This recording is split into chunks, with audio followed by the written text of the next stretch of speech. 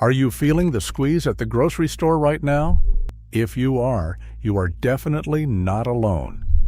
Across Canada, families are looking for cheaper ways to eat without sacrificing comfort, flavor, or dignity. And while budget meals might feel like a modern problem, the truth is, Canadians have been solving this problem for generations. Before delivery apps, meal kits, bulk warehouse runs, and freezer aisles packed with options, families had to make do with whatever they had. During the Great Depression, the Second World War, the post-war years, and the inflation-heavy decades that followed, our grandparents and great-grandparents learned how to stretch a few ingredients into meals that could feed an entire table. Some of these meals were brilliant. Some were born out of pure desperation, and some are making a comeback today because they still work.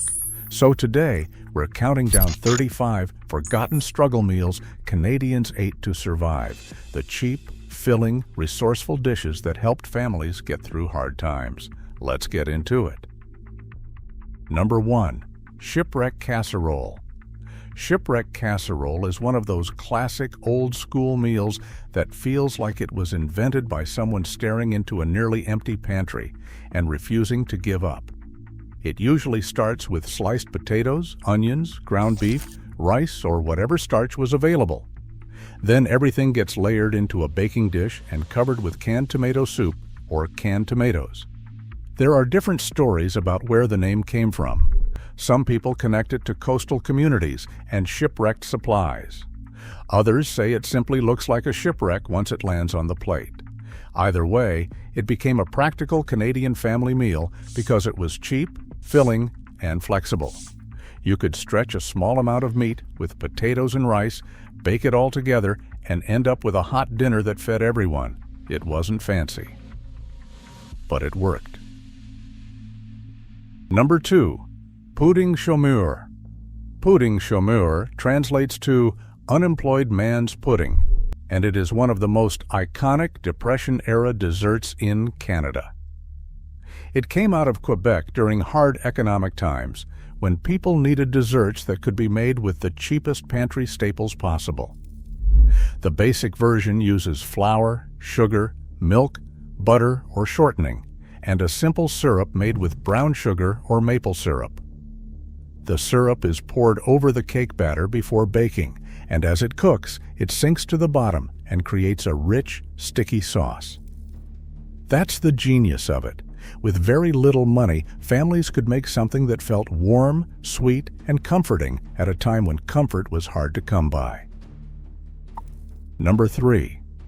Yellow pea soup. French-Canadian yellow pea soup is one of the great survival meals of Canadian history. It was built around dried yellow peas, which were cheap, easy to store, and could last a long time in the pantry. Families would soak the peas, then simmer them for hours with onions, herbs, and if they were lucky, a ham bone or a small piece of salt pork. The peas would break down into a thick, hearty soup that could feed a family for days. This was the kind of meal that made sense in cold Canadian winters. It was warm, filling, affordable, and made from ingredients that did not spoil quickly. A pot of pea soup on the stove meant you had something to eat, even when money was tight. Number 4. Fish and brewis. Fish and brewis is a Newfoundland classic, and it is one of the clearest examples of survival food becoming tradition. The dish is made with salt cod and hard bread, sometimes called hardtack. Both ingredients were ideal for coastal families because they could be stored for long periods without refrigeration. To make it edible, the hard bread and salt fish were soaked, then boiled until softened. The dish was often topped with scrunchions, crispy pieces of fried pork fat. To modernize, it might look plain. But for fishing families facing long winters and limited supplies, fish and brewis was practical, filling, and dependable. It was built from food that could survive the weather, the sea, and the pantry. Number 5. Jiggs dinner. Jiggs dinner is another Atlantic Canadian staple, especially associated with Newfoundland. It is a boiled dinner made with salt beef, potatoes, carrots, turnip, cabbage, and sometimes peas pudding. Everything cooks together in one big pot, which makes it efficient and deeply flavorful. The salt beef provided the seasoning. The vegetables stretched the meal. The peas pudding added even more substance. This was a Sunday dinner, but it was also a survival strategy. Preserved meat and root vegetables could last through harsh seasons, and boiling everything together meant nothing went to waste. For many families, Jiggs dinner was not just food. It was a weekly ritual. And if you enjoy forgotten Canadian food history like this, make sure to subscribe. We're bringing back the old recipes, survival meals, and kitchen stories that helped families get through hard times, one meal at a time. Number 6. Tourtière, stretched with oats or potatoes. Tourtière is a beloved French-Canadian meat pie, traditionally filled with seasoned pork, beef, or wild game. But during lean years, meat was expensive, and families found ways to stretch the filling. Some added rolled oats, others added mashed potatoes, breadcrumbs, or leftover vegetables. These fillers absorbed the fat and spices, making the pie feel rich even when there was less meat inside. That was the trick. You could serve a beautiful meat pie at the table, but behind the scenes, the family cook had quietly doubled the filling with whatever was cheap and available. It was practical, clever, and delicious. Number 7. Bannock. Bannock is one of the simplest and most important breads in Canadian food history. At its most basic, it can be made with flour, baking powder, salt, water, and fat. It does not need yeast. It does not need much time, and it can be cooked in a pan, over a fire, or in an oven. That made it incredibly useful for indigenous communities, fur traders, settlers, trappers, and families living far from reliable markets. Bannock could turn a few basic ingredients into something warm, filling, and portable. In hard times, bread is more than bread. It is survival. Number 8. Fried bologna sandwiches. Fried bologna was sometimes called the poor man's steak, and for good reason. When fresh beef was too expensive, families turned to bologna because it was cheap, easy to find, and lasted longer than many fresh meats. The magic happened in the frying pan. Score the edges so it does not curl up. Fry it until the edges are browned and crispy. Then put it between 2 slices of white bread with mustard. It was salty, hot, filling, and cheap. For a lot of Canadians, especially in working-class households, fried bologna was not a joke. It was dinner. Number 9. Kraft Dinner with hot dogs. Few meals are more Canadian than a box of Kraft Dinner stretched with sliced hot dogs. It is simple, cheap, and familiar. Cook the macaroni, stir in the orange cheese powder, slice in a couple of hot dogs, and suddenly one box feels more like a meal. Some families added ketchup. Some added peas. Some added canned tuna or ground beef if they had it.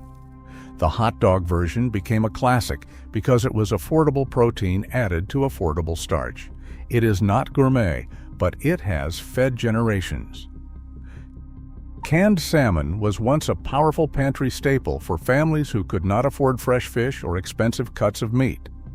To stretch one can, families mixed it with crushed crackers, breadcrumbs, onion, egg, and seasoning. Then the mixture was shaped into patties and fried until crispy. The result was a meal that felt more substantial than the ingredients suggested.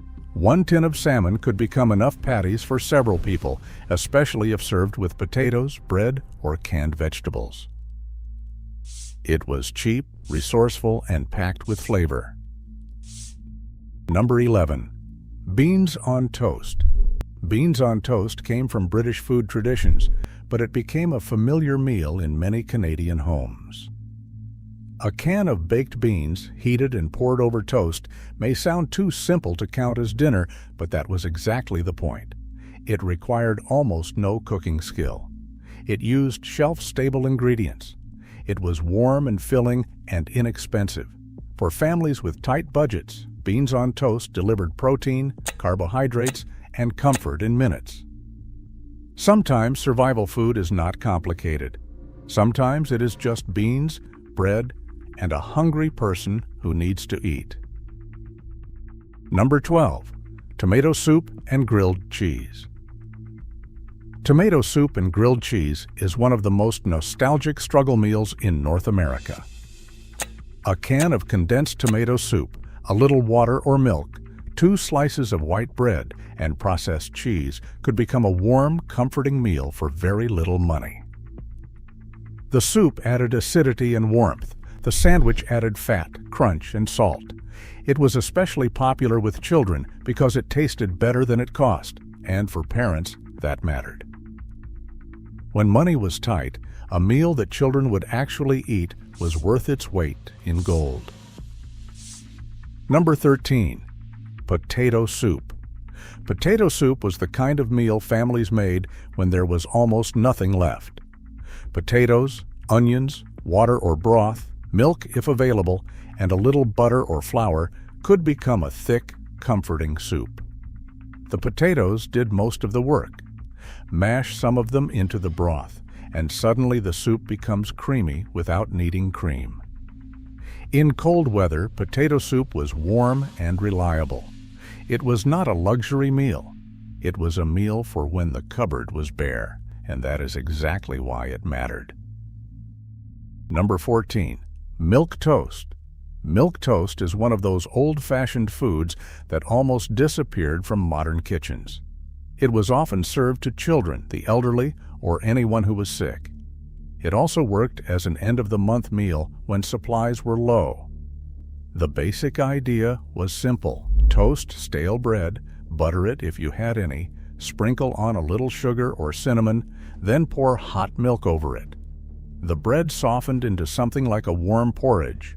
Most importantly, it gave stale bread a second life. In a frugal household, bread was never supposed to go to waste. Number 15. Bread and milk. Bread and milk was even simpler than milk toast. Torn pieces of bread were placed in a bowl, then covered with milk. Sometimes families added a little sugar. That was it. For people who grew up with it, this meal can bring back strong memories. For others, it sounds like desperation. And honestly, it was often both. Bread and milk was what you served when there was not enough money, time, or food to make anything else. But it filled the stomach. And sometimes, that was the whole job. Number 16. Creamed chipped beef on toast. Creamed chipped beef on toast was known to many soldiers by a much less polite nickname, but the meal became a staple because it was cheap and filling. Thin pieces of dried beef were cooked into a white gravy made from flour, fat, and milk, then poured over toast. The dried beef was salty, so a little went a long way. The gravy stretched it, and the toast made it a meal. This dish was common in military settings, and it became familiar in many homes afterward. It was heavy, simple, and designed to keep you full. Number 17. Porcupine meatballs. Porcupine meatballs were a brilliant way to stretch ground beef. Instead of making meatballs from meat alone, cooks mixed ground beef with uncooked rice. As the meatballs simmered in tomato soup or tomato sauce, the rice expanded and poked out like little quills. That is where the name came from. A small amount of beef could suddenly feed more people because the rice added bulk while absorbing the meat flavor. It was clever, kid-friendly, and affordable. Exactly the kind of meal that made sense when every ounce of meat mattered. Number 18. Stuffed bell peppers. Stuffed peppers were another way to make a small amount of meat look like a full dinner. The filling was often a mix of ground beef, rice, onions, and tomato sauce. The peppers made the meal look colorful and complete, even if most of the filling was inexpensive starch. This was one of those dishes that felt more elegant than it really was. It could be served at the table looking like a proper meal, while quietly stretching leftovers in pantry staples. That was the art of old-school home cooking. Make a little look like a lot. Number 19. Beef liver and onions. Beef liver has fallen out of favor with many modern eaters, but for earlier generations, it was a budget staple. Liver was often much cheaper than other cuts of beef, and it was packed with iron and nutrients. To make it more appealing, cooks soaked it in milk, dredged it in flour, and fried it with onions until the onions became sweet and caramelized. Some people loved it, some people dreaded it, but in many Canadian homes, liver and onions was a practical way to put meat on the table when steak was out of reach. Number 20. Macaroni and tomatoes. Macaroni and tomatoes was one of the simplest pantry meals. Cooked macaroni was mixed with canned tomatoes, tomato juice, or tomato soup. Sometimes families added onions, butter, bacon grease, or a little cheese if they had it. It was cheap, filling, and easy to make in a large pot. This was the kind of food that showed up when money was low, but the family still needed a hot supper. It was not complicated, it was not glamorous, but it did what it was supposed to do. Number 21. Macaroni and peas. Macaroni and peas was another meatless meal built around cheap ingredients. Cooked pasta, canned or frozen peas, a little butter or oil, and salt could become a quick dinner when meat was not available. The peas added sweetness, color, and a little protein. The pasta added bulk. In many homes, meals like this were not called vegetarian. They were just called dinner. Because when meat was expensive, families knew how to build meals around starches and vegetables. Number 22. Lentils with broken spaghetti. Lentils with broken spaghetti is one of the smartest struggle meals on this list. Dried lentils are inexpensive, nutritious, and easy to store.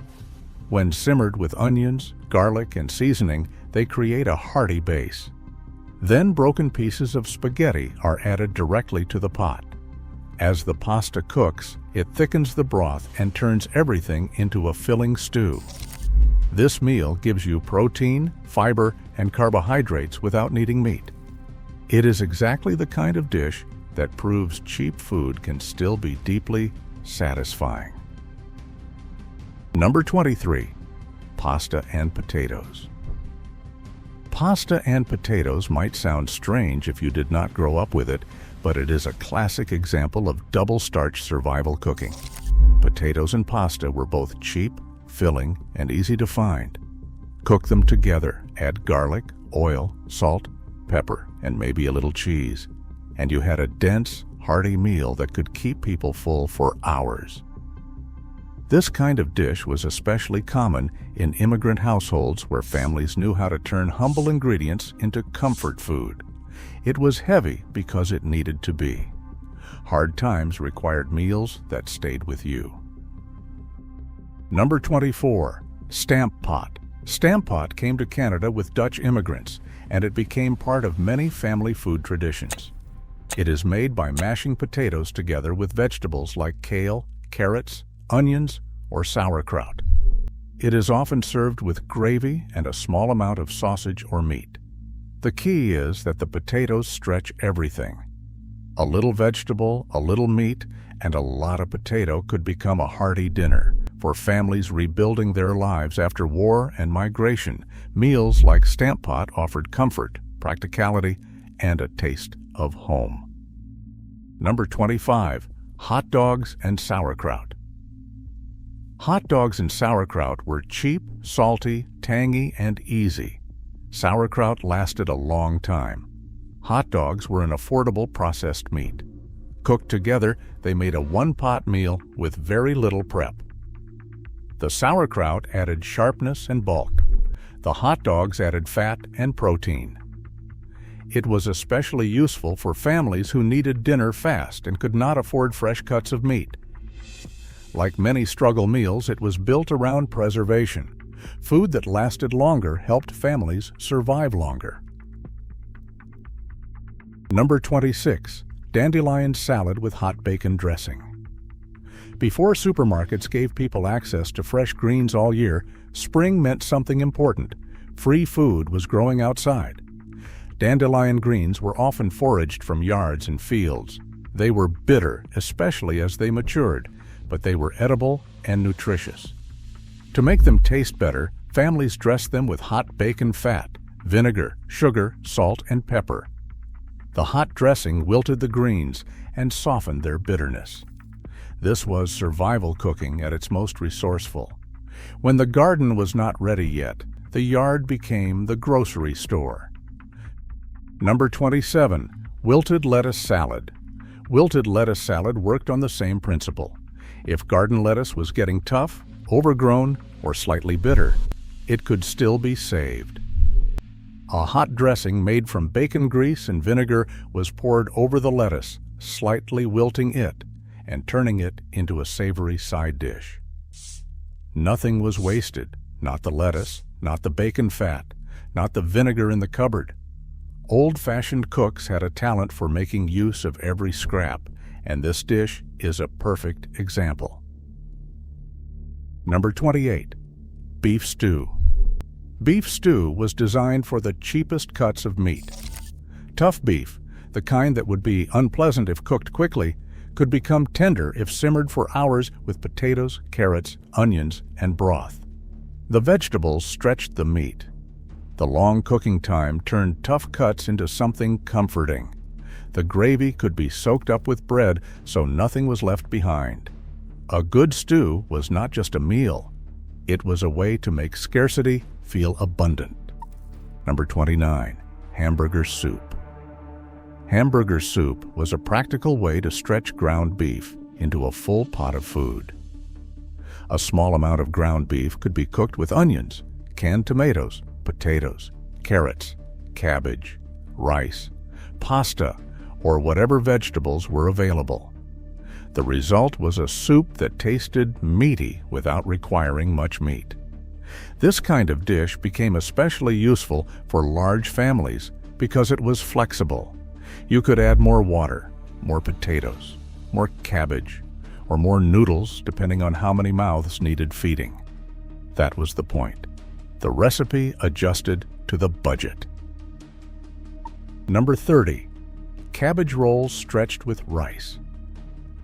Cabbage rolls have deep roots in many Canadian immigrant communities, especially Eastern European families. The filling often included ground meat and rice wrapped in cabbage leaves and baked in tomato sauce. But during lean years, the rice did most of the work. Families could reduce the amount of meat and increase the amount of rice, onions, or breadcrumbs. The cabbage made the rolls feel substantial, and the tomato sauce tied everything together.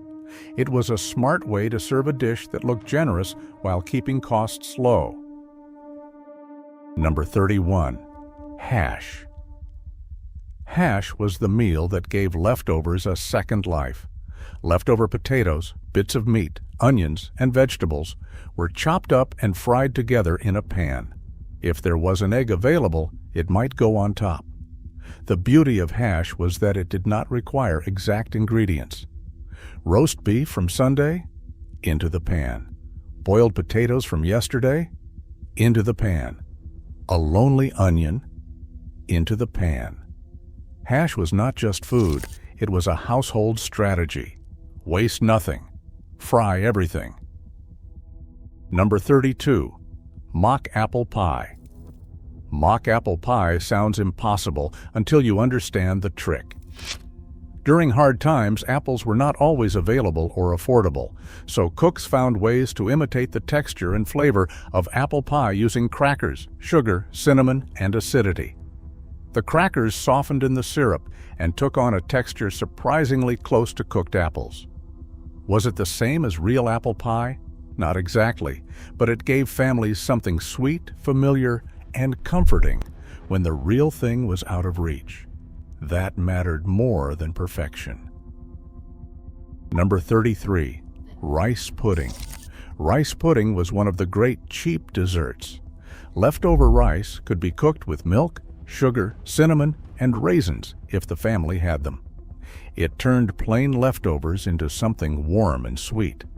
This was especially valuable because it used ingredients many households already had: rice, milk, sugar, a little spice. In a frugal kitchen, dessert did not have to be expensive. It just had to make people feel, for a moment, like things were okay. Number 34, Hamburger Helper. Hamburger Helper is more modern than many meals on this list, but it belongs here because it follows the same old logic to stretch a small amount of meat into a full family dinner. A pound of ground beef on its own might not feed everyone, but add pasta, sauce mix, and water or milk, and suddenly you have a skillet meal that feels much bigger. That is why boxed helper meals became popular. They promised convenience, affordability, and a way to make meat go further. It is not old-world cooking, but it is absolutely struggle meal thinking. Number 35, instant ramen with eggs and green onions. Instant ramen might be the ultimate modern struggle meal. A single package is cheap, fast, and filling, but with a few small upgrades, it becomes much more satisfying. Add a boiled egg for protein. Add green onions for freshness. Add frozen vegetables, leftover meat, or a spoonful of peanut butter if you want to stretch it further. Like the meals of the past, ramen works because it is adaptable. It starts with almost nothing and becomes something. That is the spirit of every dish on this list. Take what you have, make it stretch, feed yourself anyway. And that brings us to the real lesson. These meals were not about gourmet cooking. They were not about perfect plating, expensive ingredients, or following food trends. They were about survival. They were about parents trying to feed children. They were about grandparents refusing to waste a single scrap. They were about immigrants, workers, farmers, fishers, soldiers, and families finding a way through hard times with whatever they had in the cupboard. And today, as grocery prices keep forcing people to rethink how they cook, maybe there is something powerful about looking backward. Because our grandparents knew something we are starting to remember. A good meal does not have to be expensive. It has to be resourceful. It has to be filling. And sometimes it just has to get you through the day. Now I want to hear from you. Which of these meals did you grow up eating? And what was the struggle meal your family made when money was tight? Share it in the comments below because chances are someone else remembers it too. If you enjoyed this look back at Canada's forgotten food history, make sure to like the video, subscribe to the channel, and hit the notification bell so you never miss the next story from the kitchens of the past. Thanks for watching, and I'll see you in the next one.